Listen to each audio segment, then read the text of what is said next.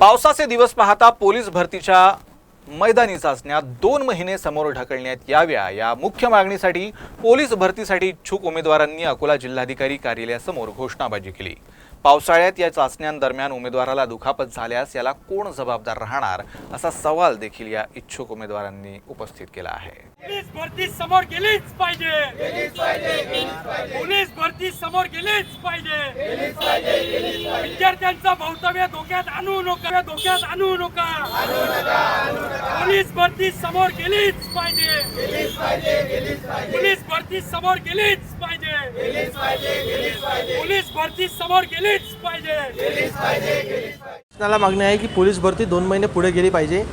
पावसाळ्याच्या अभावी पोलीस भरती मारणारे विद्यार्थी जे आहेत ते या ठिकाणी भरती मारू शकतील नाही, म्हणून आम्ही ही अशी मागणी करतो आहे।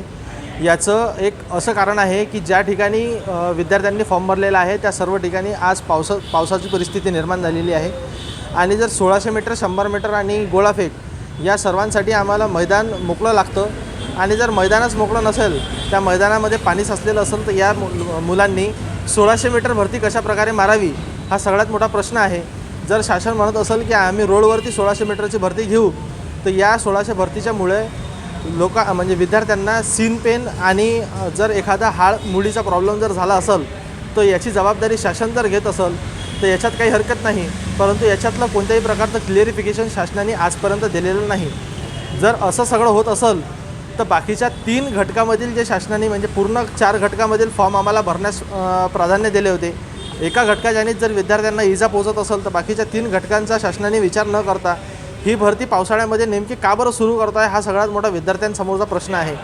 तुम्ही आमच्या भविष्यासोबत खेळत तर नाही आहात ना, हा सगळ्यात मोठा आमच्या समोरचा प्रश्न आहे। जर हा प्रश्न आज पूर्ण महाराष्ट्रामधील विद्यार्थ्यांना उद्भवत असेल तर शासन स्तरावरती याचा विचार होऊन ही भरती पावसाळा संपल्यावरती 2 महिन्यांनी व्हावी हीच विनंती आमची आहे।